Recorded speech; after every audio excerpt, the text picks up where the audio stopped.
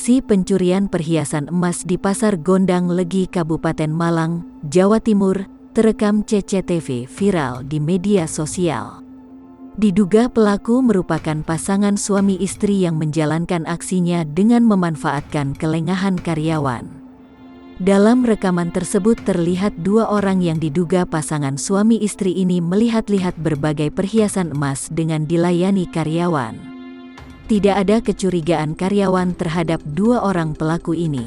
Namun saat karyawan mengeluarkan beberapa perhiasan jenis gelang, terlihat seorang pelaku memasukkan perhiasan ke saku celana.